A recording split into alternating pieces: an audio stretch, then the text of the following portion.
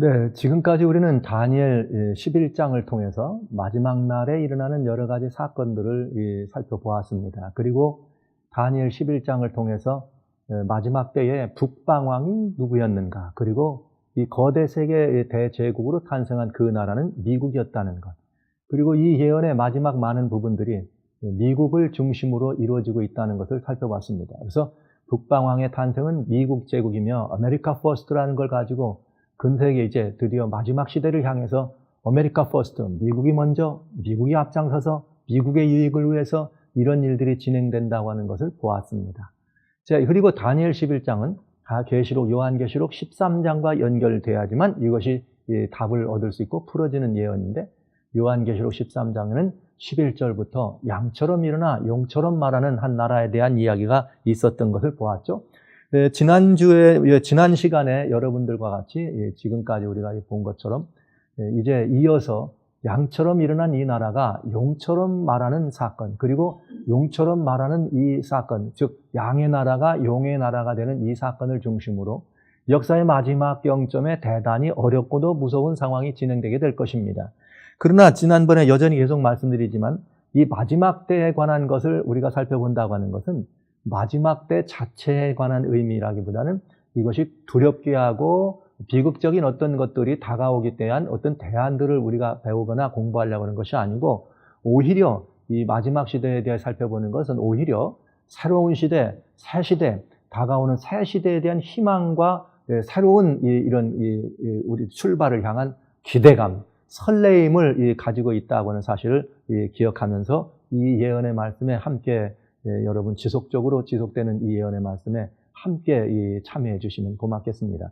자, 오늘 저는 이제 여러분들과 같이 양처럼 일어나 용처럼 말하는 나라, 이 나라에 대해서 여러분들에게 이야기를 하기 전에 우리는 한 가지 중요한 게 있어요. 이건 뭐냐? 참과 거짓에 관한 문제입니다. 사람들이 살아가는데 혹 그 나라의 여러 가지 이 국민성 혹은 그 사람들의 이런 수준들을 이해하는데, 어떻게 사람들의 국민성이 드러나는가 하면 물건을 사고 파는데 국민성이 드러난다 그래요. 근데 물건을 사고 파는데 미국에 있는 사람들, 미국 사람들은 대개 어떤 것을 물어보냐면 이게 가장 큰 걸 좋아한답니다. 아주 이게 큰 거냐는 걸 좋아하고, 독일에 있는 사람들은 이것이 말이죠, 던져도 안 깨지는가, 즉 튼튼한 건가를 물어본답니다. 영국에 있는 사람들은 이게 얼마나 오래 쓰는지를 물어본다 그래요. 프랑스 사람들은 뭘 물어볼까요? 이게 가장 최신의 것이냐, 이렇게 유행 따르는 이 나라라서 그런지 확실히 다르죠. 일본 사람들은 뭐든지 물어보려면 요거 사다 팔면 얼마나 남을까 하고 계산해서 물어본답니다. 근데 한국 사람들은 뭘 물어볼 것 같아요? 한국 사람들은 뭘 물어볼 것 같습니까? 물건을 사거나 어떤 일들을 진행할 때 한국 사람들은 뭘 물어보는가? 요거 진짜입니까? 가짜입니까?를 물어본대요. 그래서 이만큼 이 사람들의 살아가는 그 삶의 특성이 그런 물건을 하나 사는데도 이렇게 다르다고 하는 것을 우리가 알 수가 있어요. 근데 참 중요한 것은 뭐냐? 진짜냐 가짜냐 물어보는 거는 괜찮은 이야기죠. 참이냐 거짓이냐를 구분하는 이런 기능이요, 툴이니까. 그런데 정말 중요한 것은 그저 별로 가치가 없고 별로 하찮은 일은 그런 걸 물어보는데 정말 중요한 것에는 그런 걸 안 물어보더라 이 말이죠. 정말 중요한 것. 신앙 같은 거는 영원한 생명을 좌우하는 거니까 이건 아주 중요한 일입니다. 이런 것들은 아주 중요한 것이기 때문에 진짜냐 가짜냐를 물어봐야 돼요. 그런데 여러분 어떠세요? 우리 지금 믿고 있는 신앙, 여러분이 가지고 있는 신앙이 무엇이든지 좋습니다. 어떤 신앙이든 혹은 어떤 교회든 어떤 교단이든 어떤 교파든 어떤 종교든 어떤 가치든 여러분이 믿고 따를 때 이게 진짜인지 가짜인지 물어봤어요, 안 물어봤어요? 물어봤어요, 안 물어봤어요? 대개는 그런 일은 안 물어보고 따라가. 그때는 뭘 보고 따라가느냐? 누가 하나 보고 따라가. 얼마나 많은 사람이 믿느냐 하고 따라가. 그리고 얼마나 유명한 사람이 따르느냐 하고 따라가. 어떤 훌륭한 사람이 가느냐 하면 따라가더라 이 말이죠. 그것은 옳은 태도도 아니고 좋은 태도도 아니죠. 여러분, 신앙이라고 하는 것은 영원한 것을 좌우하는 것이기 때문에 그렇습니다. 근데 실제 이 세상에는 말이죠, 신앙의 종류를 우리가 언필칭 이야기할 때 오로지 이 세상에는 몇 개의 신앙, 몇 개의 이 종교가 있느냐 하면 두 가지만 있습니다. 이 두 가지는 어떤 것이냐? 제일 첫 번째는 뭐냐? 나를 만드신 하나님, 나를 만든 절대자가 있다면 그를 경배하는 신앙이 있고요. 그를 경배하는 신앙이 있고, 또 다른 하나는 무엇인가 하면 내가 만든 하나님, 내가 만든 이 경배의 대상을 만들어 놓은 신앙이 있습니다. 근데 이 신앙은 내가 만든 이 하나님을 믿는 신앙, 오로지 세계에는 두 종류의 신앙만이 있을 뿐입니다. 여러분, 그리 많은, 인도에 가면 약 5억 이상의 신앙의 종류가 있다고 하는데 그런 모든 것들도 다 통칭해 보면 뭘 말하느냐? 나를 지으신 하나님이냐, 내가 만든 하나님이냐를 믿는다고 하는 것입니다. 그래서 내가 만든 하나님이라고 하는 것과 나를 만드신 하나님을 이렇게 믿는다고 할 때, 나를 지으신 하나님을 믿는 신앙이란 말은 나를 지었을 뿐만 아니라 만물의 창조주를 의미하죠. 그렇기 때문에 그 신앙은 유일한 경배의 대상은 이 모든 것들을 기원하시고 출발한 하나님입니다. 그러나 내가 만든 하나님은 내가 만들었기 때문에 내가 하나님이라고 신적 존재라고 이해하거나 깨달았거나 내가 만들었기 때문에 그것이 어떤 가시화된 것이거나 아니면 가시화되지 않았든지 형상이 있든지 형상이 어떤지 어떤 내가 만들어 놓은 그런 규격화되어 있는 신앙의 종류 대상이기 때문에 그 신앙의 대상은 어떤 우상이 될 수도 있고 여러 가치와 다양한 그런 깨달음이나 그런 종교적인 그런 이해와 형상에 따라서 다양한 모습으로 나타나게 됩니다. 그런데 여기 대단히 중요한 게 있어요. 나를 지으신 하나님을 믿는 신앙은 주권적 사랑의 하나님이다 이 말입니다. 거의 기독교가 말하는 하나님이죠. 주권적 사랑이란 말은 강권하시지만 강제는 하지 않아요. 강권하나 원하지 않는다고요? 강제하지 않는다는 것이죠. 그러나 내가 만든 하나님을 믿는 신앙은 여러분 혹시 이제 어디 무슨 무속이나 이런 어떤 것들 이런 모든 신앙은 도덕적 신앙입니다. 이 도덕적 신앙이라는 건 뭐냐면 상벌이 분명해요. 잘하면 상이 있고 못하면 벌이 있습니다. 잘하면 축복이 있고 못하면 저주가 있습니다. 그 신에게 뭔가 대접을 잘해드리면 신에게 대접을 잘 받는 것이고 그 신에게 대접을 잘하지 못하면 대접을 못 받습니다. 이런 것은 조건적이죠. 어디에 있기 때문에? 도덕적 가치가 기준이 되어 있기 때문에 그렇습니다. 그래서 그 신앙은 또 되게 뭘 하는가? 하지 않으면 안 되도록 강제합니다. 이 하지 않으면 안 되도록 강제하는 것입니다. 그렇게 해서 이 세상에는 이런 두 종류의 오로지 신앙만이 있다고 하는 것입니다. 그런데요.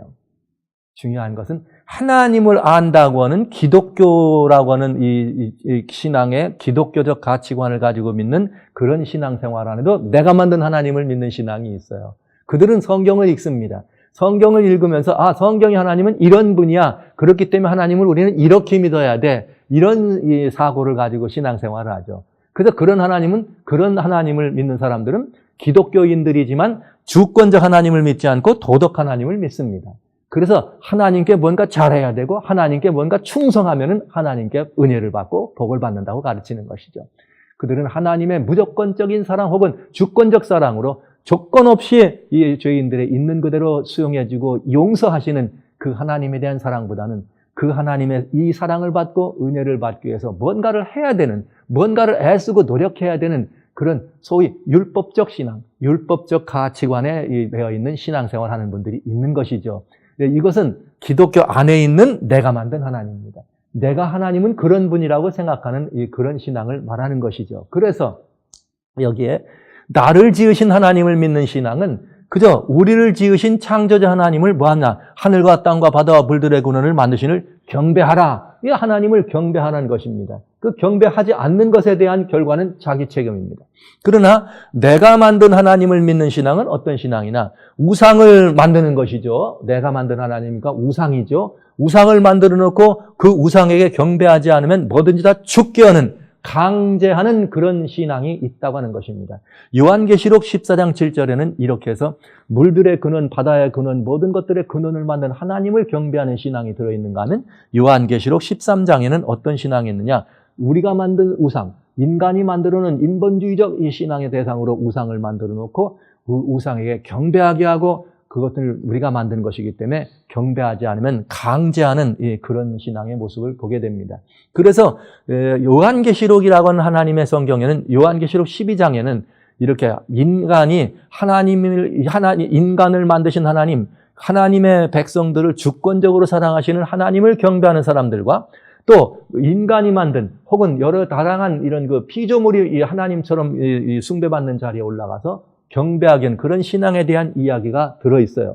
이것은 소위 하나님의 이 성경이 그리고 기독교적 가치관이 얘기하고 있는 이 경배의 문제에 핵심 마지막 사건은 무엇인가?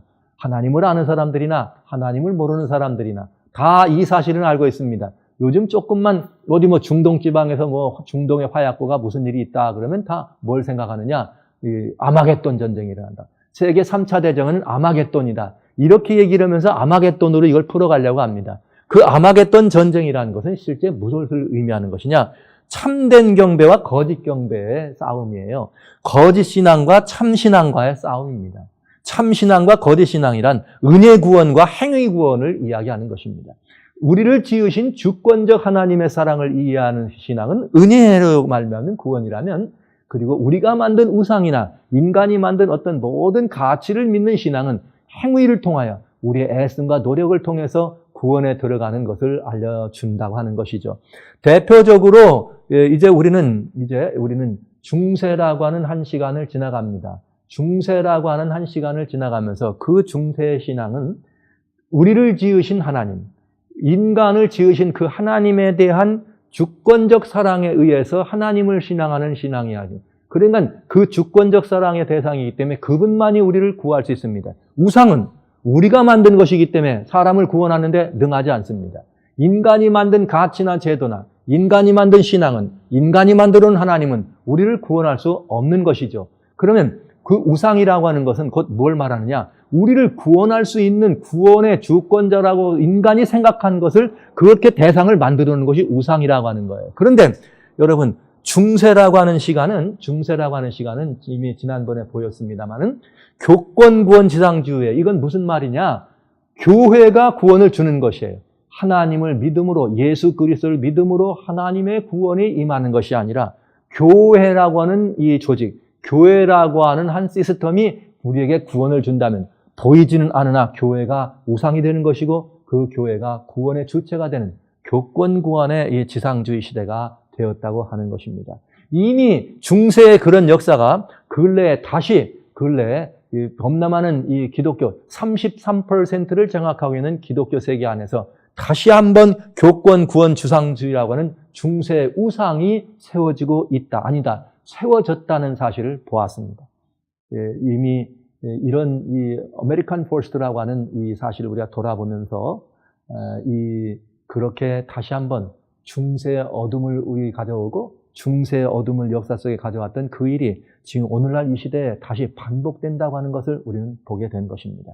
누구라 얘기할 것 없습니다. 사실은 이 천주교회만 이런 일을 한 것이 아니라 오늘날 개신교회도 마찬가지입니다. 우리 교회가 아니면 구원이 없다고 얘기하는 모든 교회는 교권 구원입니다. 우상을 만들고 있는 것입니다. 여러분, 구원은 누가 뭐라 그래도 어느 교회에 소속됐기 때문에, 어느 종단이나 종파에 가입됐기 때문에 들어오는 것이 아닙니다. 구원은 오직 예수 그리스도를 믿음으로 말미암아 우리는 하나님의 구원에 들어가게 됩니다. 이것을 은혜 구원이라 그래요. 그러나 우리가 만드는 어떤 시스템이나 우리가 소속된 단체가 우리의 구원을 좌우한다면 그것은 우상입니다. 그것은 교회라면 교권 구원이라는 우상이 성립되게 되는 것이죠. 오늘 우리는 이런 문제들을 살펴보면서 바로 계시록 13장에 나오는 양처럼 일어난 이 나라, 곧 양은 사단을 경배하게 하려는 짐승을 이어나온 마지막 지상 대리자였어요. 이것이 바로 북방왕으로 우리들에게 등장되었고 결국은 양처럼 나왔지만은 용의 일을 하는 이 대상이었습니다. 왜 그런 일을 하게 됐는가? 용은 사단이라 그러는데 사단의 목표가 있습니다. 사단은 어떤 목표가 있느냐? 이사야 14장 12절로 14절에 보면 이렇게 되어 있습니다. 너 아침의 아들 계명성이요. 아침의 아들 계명성은 여기 비너스로 되어 있지만 루시퍼입니다. 루시퍼, 여러분들이 아시는 걸로 루스벨이죠. 계명성이요. 어찌 그리 하늘에서 떨어졌느냐? 열국을 엎은 자여 어찌 그리 땅에 찍혔느냐? 내가 내 마음에 이르기를 내가 하늘에 올라 하나님의 뭇별 위에 나의 보좌를 높이리라. 내가 북극 지폐 산 위에 자정하리라. 가장 높은 구름에 올라 지극히 높은 자와 비기리라 하더라. 그러니까 사단의 목표는 뭐냐면 지극히 높으신 분, 천지를 지으시고 천지의 기원이신 창조주 하나님보다 그 자리를 높이는 거예요. 하나님이 받으셔야 될 경배를 누가 받는다는 거예요? 사단이 받기를 원한다고 하는 것입니다. 사단은 이 일을 미국을 앞세워서 이 일을 하겠다 이것입니다. 이것이 지금 우리 역사 속으로 이루어지고 있는데 과연 미국이 이런 일을 할까요? 여러분 어떻게 생각하세요? 과연 미국이 이런 일을 할 수 있습니까? 과연 미국이 이런 일을 할까요? 이것은 굉장히 중요한 일입니다. 그러나 성경은 이 문제에 대해서 침묵하지 않습니다. 왜냐하면 양처럼 올라온 이 나라가 그런 일을 하겠다고 했으니까요.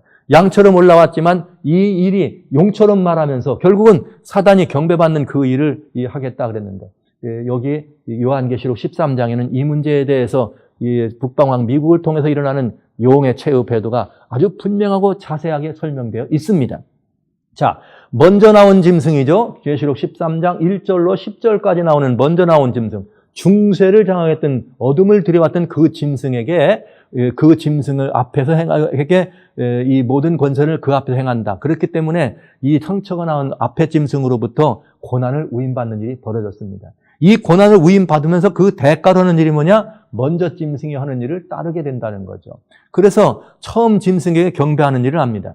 그리고 큰 이적을 행할 것입니다. 심지어 불이 하늘에서 내려오게 합니다. 이제 이 문제는, 이제 오늘 이 문제는 우리들에게 중요한 것을 가져다 주고 있어요. 이 불이 하늘에서 내려오게 하고 큰 이적을 행하는 일은 무슨 일이냐?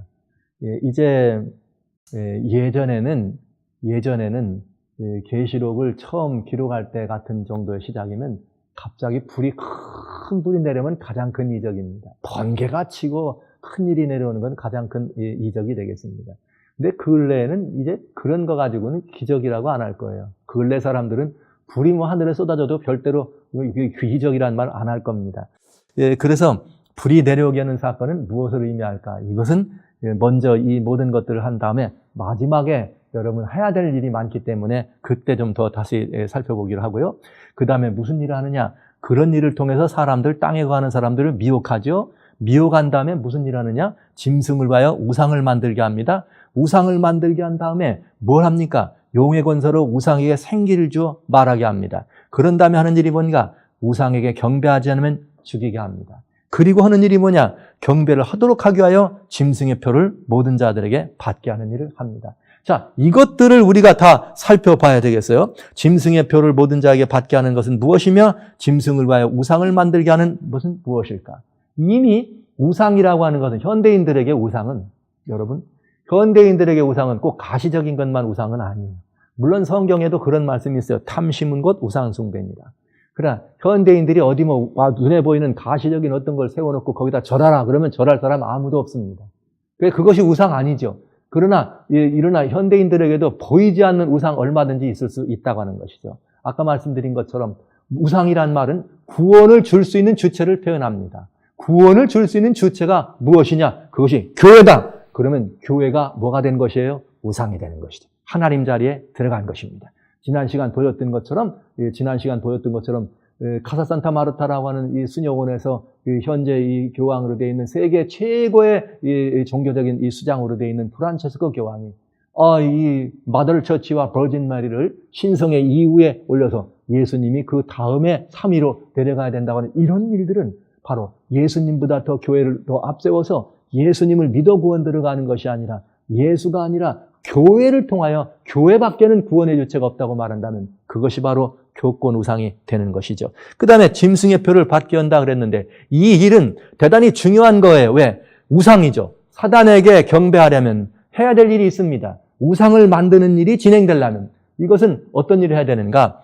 계명을 바꿔야 돼요. 왜요? 이 세상에는 우상에게 절대로 경배하지 않는 사람들이 있습니다. 그들은 누구인가? 하나님께로부터 하나님의 계명을 물려받은 하나님의 사람들입니다. 구약에는 이스라엘 백성이 있었고요. 신약에 들어와서는 기독교, 하나님을 믿는 그리스도인들은 절대로 우상을 경배하지 않습니다. 그러니까 이 우상에게 경배하게 하려면 뭘 해야 되는가? 그들이 가지고 있는 계명을 바꿔야 된다고 하는 것이죠.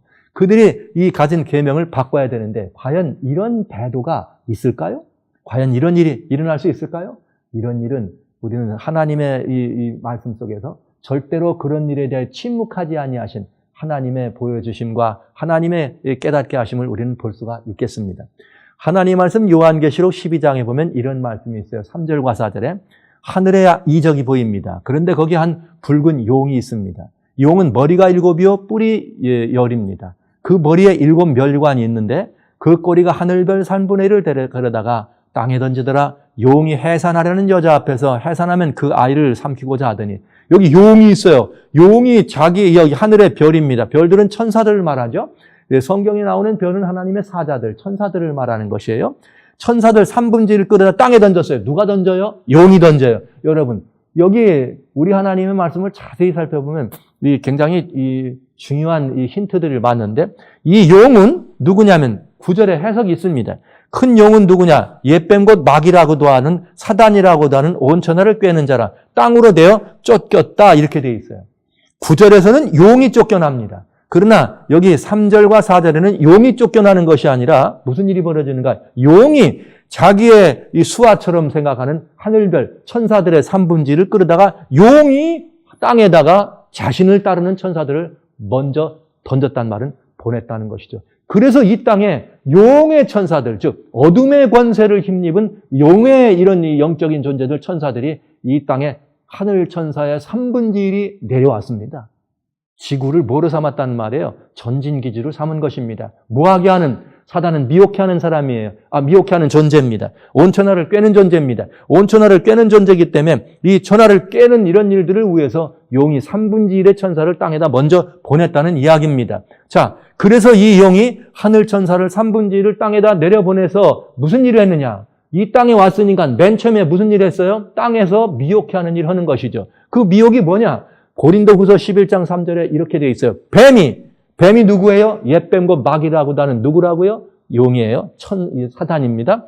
그 관계로 이화를 미혹해 하였다. 여러분, 이 말씀은 어디서 일어난 일입니까? 뱀이 관계로 이화를 미혹한 일은 어디서 일어난 일이에요?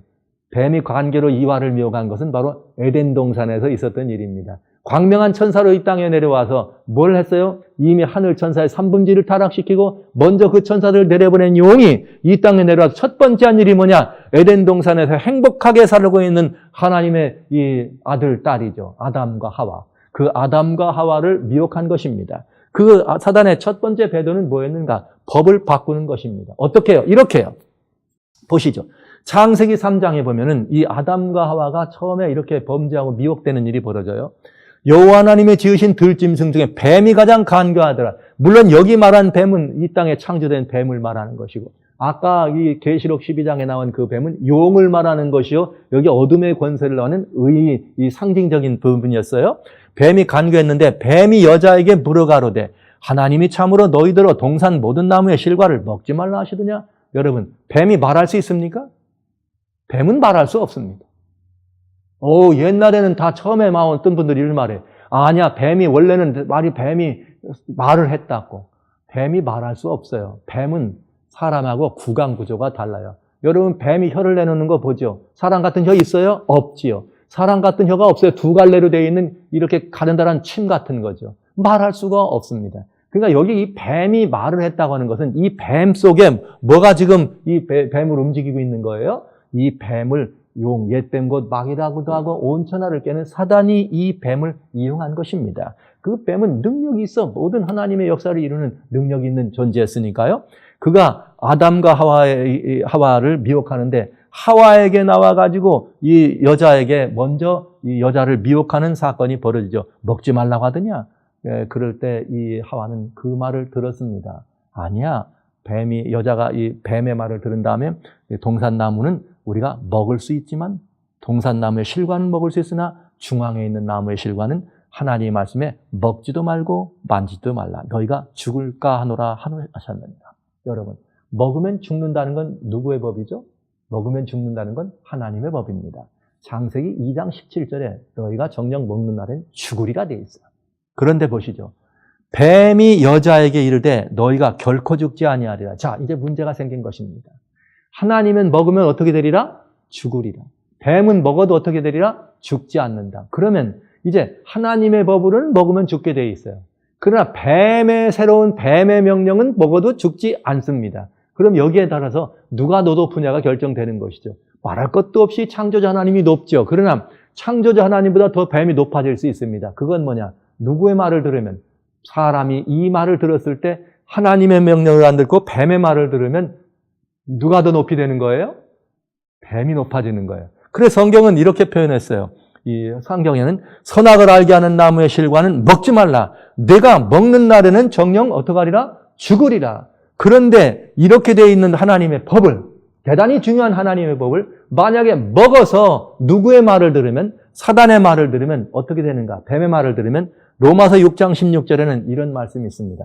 너희 자신을 종으로 들여 누구에게 순종하든지 그 순종함을 받는 자의 종이 되는 줄을 너희가 알지 못하느냐. 다시 말씀드립니다. 만약에 하나님께 말씀에 순종하면 하나님의 종이 되는 것이요. 뱀의 말을 듣고 뱀이 말한 대로 따라가면 뱀에게 순종하기 때문에 뱀의 종이 된다 이 말이죠. 다시 말합니다. 뱀이란 옛뱀고 마귀도 하던 온천을 깨는 자입니다. 사단입니다. 어둠의 권세의 주장입니다. 사망 권세를 가진 존재였습니다. 그는 그 사망 권세를 가지고 우리를 아주 혹독하게 이렇게 이 죽음으로 인류를 이렇게 종삼았던 존재를 말씀하는 것이죠. 자, 이렇게 해서 성경대로 말하자면 대단히 중요한 일이에요. 이렇게 해서 사단이 에덴 동산에서부터 하나님의 법을 어떻게 했어요? 배도했어요. 바꾼 것입니다. 이것이 배도의 시작입니다. 이 하나님의 법이 먹는 날에는 에덴 동산에는 사람의 삶이나 모든 인류의 삶이 단순했습니다. 법이 뭐만 있으면 돼요? 살려면 생명나무 열매를 뭐 하면 되고? 먹으면 되고. 죽고 싶으면 뭐 하면 되는 거예요? 선악을 알게 하는 나무 열매를 먹으면 되는 것이죠. 선악과는 마치 하나님의 우리 주신 단 한 줄로 요약된 율법과 같습니다. 하나님의 말씀을 순종하느냐 순종치 않느냐는 이 대단히 중요한 것이죠. 이것이 사람이 많이 늘어납니다. 인류의 삶이 복잡하고 다단하게 됩니다. 그때 이런 것들이 이제 도덕률로서 이렇게 더 많이 확산되고 더 많이 이제 이렇게 적용점을 찾게 되죠. 그래서 우리는 하나님의 때, 하나님의 계명, 그러면 언틸징 10계명이라고 하는 성경의 요약처럼 나와 있는 계명을 설명할 수가 있게 되겠습니다. 그런데 성경은 이어서 사단이 그때 한 번만으로 끝나지 않습니다. 사단은 거기서 지속적으로 하나님을 대항합니다. 어떻게 대항하느냐? 이 대항하는 일이 다니엘 7장에 예언되어 있습니다. 다니엘 7장 24절로 25절에 보면 이미 다니엘 7장은 몇 번 보셨어요. 거기에 특별히 어떤 일이 벌어지는가? 열불, 네 번째 나라에서 일어난 열나라, 그리고 열나라에서 일어나는 것이, 열왕에서 일어나는 것이 그 중에 나는 작은 뿔인데 이 작은 뿔이 나타나서 새 왕을 복종시키고 하는 일이 있어요. 그가 성도를 괴롭게 하면서 그가 또 때와 법을 변개하고자 할 것이다. 이렇게 돼 있네요. 다니엘은 때와 법을 변개하고자 할 것이다. 기독교는 역사 이래로 기독교가 있으면서 성경을 해석하는 모든 기독교는 여기 말한 이 작은 뿔을 적그리스도라고 얘기하는데 아무도 불만이 없습니다. 이 작은 뿔을 적그리스도라고 풀어가는데 모두가 다 합의합니다. 그러니까 적그리스도가 하는 일은 뭐냐? 때와 법을 바꾸는 것입니다. 여러분, 이건 때와 법은 무슨 때와 법일까요? 하나님의 때와 법을 바꾸는 게 되겠죠. 그런데 성경은 이렇게 말씀했어요. 성도는 그의 손에 붙인 바 되어서 한 때와 두 때와 반 때를 지내자. 여기 보니까 때가, 이상한 때가 또 나와요. 여기에 말하는 때가 있고, 때와 법이 있고, 밑에 나오는 때와 이 법이 있습니다. 여기 이 때는 내용이 좀 다릅니다. 여기 이 때는 내용이 좀 다른데 무슨 내용이냐?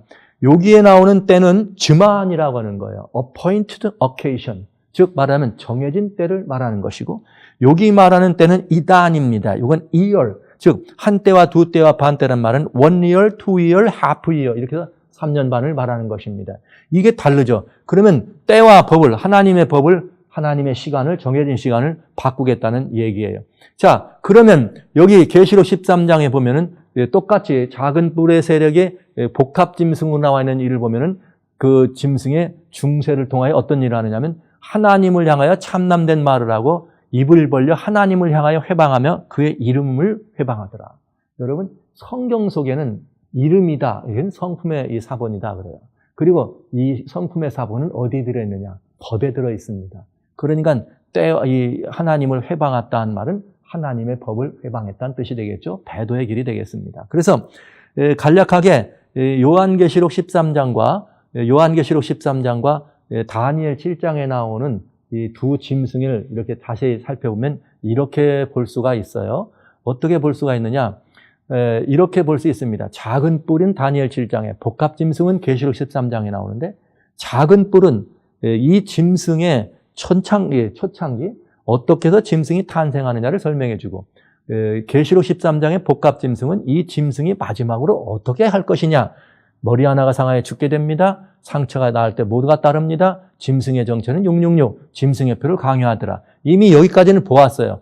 그리고 공통점이 있어요. 말로 하나님을 대접합니다. 성도들을 핍박합니다. 한 때, 두 대, 반 때. 아까 보신 것처럼 1 year, 2 year, half year, 3년 반이죠. 3년 반이면 42달. 같은 세력이라는 것이죠.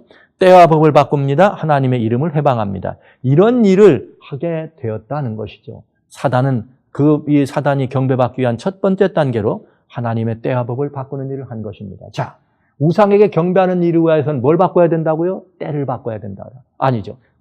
계명을 바꿔야 된다 그랬습니다. 이 일은 이미 역사 속에 진행되어 왔고 성경은 이것이 있을 것을 우리들에게 이미 보여주었습니다. 문제는 우리가 성경을 가지고는 있으나 믿지 않는다는 것이죠. 성경을 읽기는 했으나 이 말씀대로 믿지를 않는다는 것이죠. 그래서 오늘날 인류는 대단히 중요한 이 역사 속에 있는 문제들을 우리는 가지게 되는 것입니다. 그래서 결국은 짐승의 우상에게 경배하는 일이 될 것이고 미국을 앞세워서 우상을 세우고 경배를 강요하는 일이 벌어질 거라 하는 이야기입니다. 그리고 결국은 짐승의 우상에게 경배한다는 말은 모든 인류를 사단에게 경배하게 한다 이 말이 되겠습니다. 그래서 우리는 이 사단에게 경배하는 일을 위해서 강요되는 경배하는 툴로 경배하는 도구로 사용되는 것이 짐승의 표, 짐승의 이름, 그리고 그 수 사람의 수로 666이다. 이렇게 우리는 알게 된 것입니다. 성경은 우리들에게 이것이 바로 마지막 시대에 미국을 통하여 이루어져야 될 아주 중요한 역사적 경점인 것으로 설명하고 있는 것입니다. 666, 소위 짐승의 표라고 하는 것은 과연 무엇일까? 이미 짐승의 우상은 무엇인가를 말씀드렸고요. 이 우상에게 경배하도록 하기 위해서 짐승이 지금까지 이 짐승의 이렇게 하나님의 법을 도전하고 배도해 왔습니다. 그러면서 만들어진 이 짐승의 표란 과연 무엇일까? 성경은 짐승의 표가 무엇이라고 우리에게 말하고 있을까요? 이것은 대단히 중요한 문제가 되겠습니다.